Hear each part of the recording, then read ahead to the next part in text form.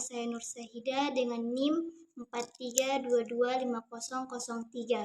Di sini saya akan menjelaskan mengenai materi tentang termokimia dan termodinamika.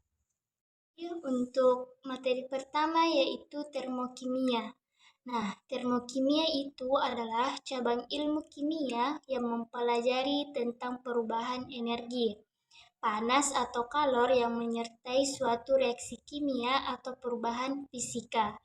Nah, dalam setiap reaksi kimianya itu selalu terjadi perpindahan energi, baik itu dilepaskan maupun diserap.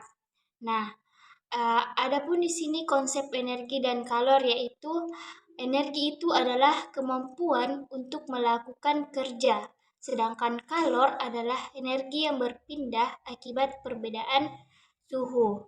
Contohnya itu seperti air yang dipanaskan akan menerima kalor, es yang mencair akan menyerap kalor.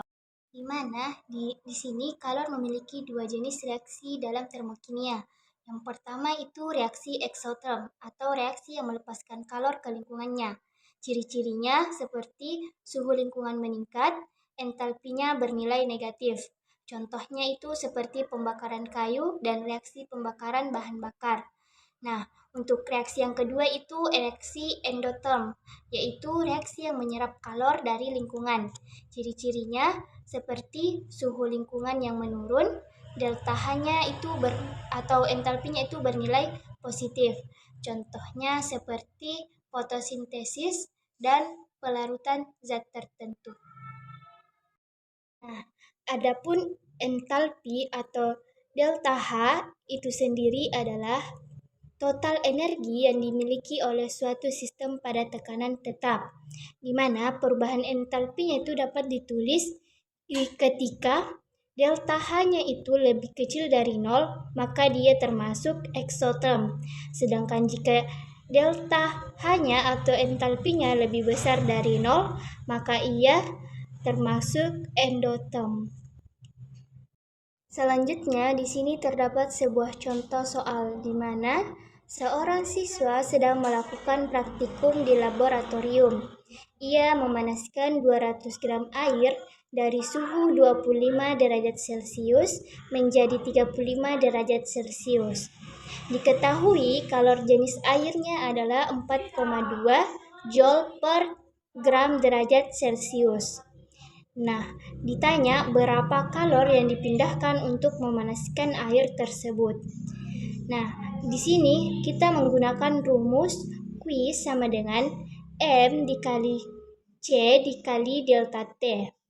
Nah, dari soal di atas diketahui bahwa M-nya atau masanya itu sama dengan 200 gram. Kalor jenisnya sama dengan 4,2 Joule per gram derajat Celcius. Sedangkan entalpinya sama dengan 35 dikurang 25 sama dengan 10 derajat Celcius. Sehingga kita masukkan ke dalam rumus, maka Q-nya sama dengan 200 dikali 4,2 dikali 10 sama dengan 8.400 Joule. Nah, selanjutnya untuk materi yang kedua itu termodinamika. Nah, termodinamika ini adalah cabang ilmu yang mempelajari tentang energi kalor dan kerja, serta perubahannya dalam suatu sistem. Nah, di mana dalam sistem ini terdapat beberapa jenis. Yang pertama itu sistem terbuka, yaitu dapat bertukaran energi dan menerima. Yang kedua itu sistem tertutup, yaitu hanya bertukaran energi. Dan yang ketiga itu sistem terisolasi, yaitu yang tidak dapat bertukar energi maupun materi. Nah, di sini terdapat sebuah hukum energi. Nah, hukum yang pertama itu energi tidak dapat diciptakan dan dimusnahkan. Energi hanya dapat berubah dari suatu bentuk ke bentuk lainnya, di mana rumusnya itu yaitu delta U sama dengan Q dikurang W, di mana delta U-nya itu sama dengan perubahan energi dalam, Q-nya itu sama dengan kalor, dan W-nya itu sama dengan kerja. Nah, di sini dijelaskan bahwa makna dari hukum satu ini menjelaskan, yaitu menyatakan bahwa energi itu bersifat kekal, energi itu hanya berubah bentuk. Nah, di sini terdapat juga penjelasan mengenai tanda positif dan negatifnya. Nah, jika Q-nya positif, berarti sistemnya menerima kalor. Jika Q-nya negatif, yaitu sistemnya melepas kalor. Sedangkan jika W-nya positif, yaitu sistem melakukan kerja. Dan jika W-nya negatif, maka sistemnya menerima kerja. Nah, buat sebuah contoh soal. Seorang siswa mengamati sebuah mesin uap sederhana. Mesin tersebut menerima kalor sebesar 500 joule dari pembakaran bahan bakar. Dari energi tersebut, mesin melakukan kerja sebesar 200 joule untuk menggerakkan piston. Berapa perubahan energi dalam sistem delta U? Nah, di sini diketahui bahwa Q-nya itu sama dengan 500 joule. W-nya sama dengan 200 joule.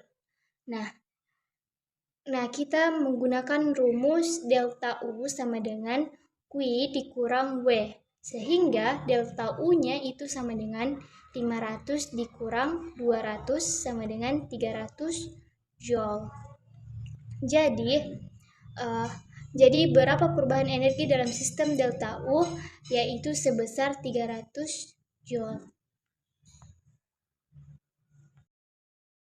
Untuk hukum kedua, termodinamika menyatakan bahwa kalor secara alami mengalir dari suhu tinggi ke suhu rendah dan tidak dapat sebaliknya tanpa bantuan energi luar. Selain itu, hukum ini memperkenalkan konsep entropi, yaitu tingkat ketidakteraturan sistem, di mana rumusnya itu delta G sama dengan delta H dikurang T dikali delta S. Nah, di mana delta G itu sama dengan perubahan energi bebas Gibbs, delta H-nya sama dengan perubahan entalpi, T-nya sama dengan suhu, delta S-nya sama dengan perubahan entropi. Di mana makna ada beberapa makna. Delta G-nya, jika delta G-nya lebih kecil daripada 0, maka dia termasuk reaksi spontan. Dan jika delta G-nya lebih besar dari 0, maka reaksi tersebut tidak spontan. Dan jika delta G-nya sama dengan 0, maka dia setimbang. Di sini terdapat contoh soal, di mana seorang peneliti melakukan percobaan reaksi kimia. Nah, dari hasil pengamatan diketahui bahwa reaksi tersebut memiliki perubahan entalpi sebesar min 100 kJ dan perubahan entropinya sebesar 0,2 kJ per Kelvin. Reaksi tersebut berlangsung pada suhu 300 K. Apakah reaksi tersebut berlangsung spontan? Soal diketahui bahwa delta H-nya itu sama dengan min 100 kJ, delta S-nya sama dengan 0,2 kJ per Kelvin, dan T-nya itu sama dengan 300 Kelvin. Nah, untuk penyelesaiannya maka delta G sama dengan delta H dikurang T dikali delta S, maka sehingga delta G sama dengan min 100 dikurang 300 dikali 0,2 sama dengan min 100 dikurang 60 sama dengan min 160 Kelvin. Nah, karena nilai delta G-nya itu bernilai positif, maka reaksi tersebut bersifat spontan.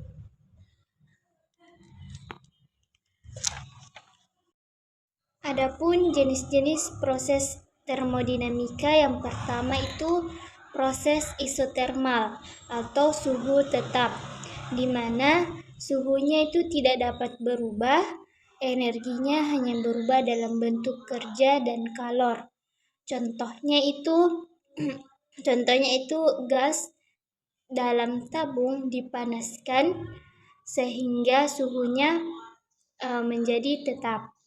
Nah, yang kedua itu proses isobarik atau tekanan tetap, di mana tekanan konstan dan volumenya itu bisa berubah.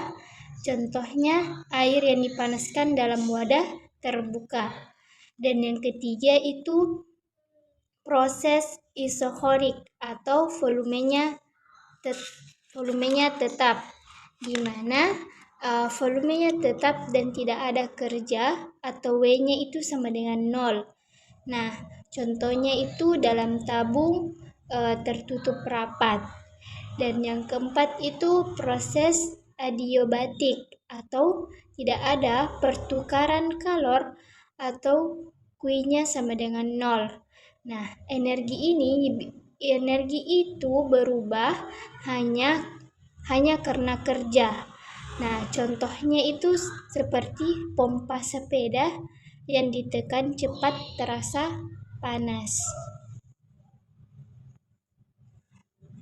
Hingga di sini kita dapat menyimpulkan bahwa proses termokimia itu mempelajari perpindahan kalor dalam reaksi kimia, di mana energinya itu dapat dilepaskan atau diserap, dan besarnya itu dinyatakan dengan perubahan energi.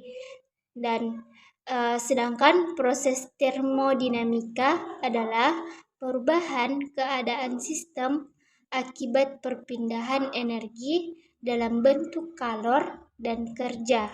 Dan proses ini dapat terjadi dalam berbagai kondisi seperti suhu tetap, tekanan tetap, volume tetap, atau tanpa pertukaran kalor.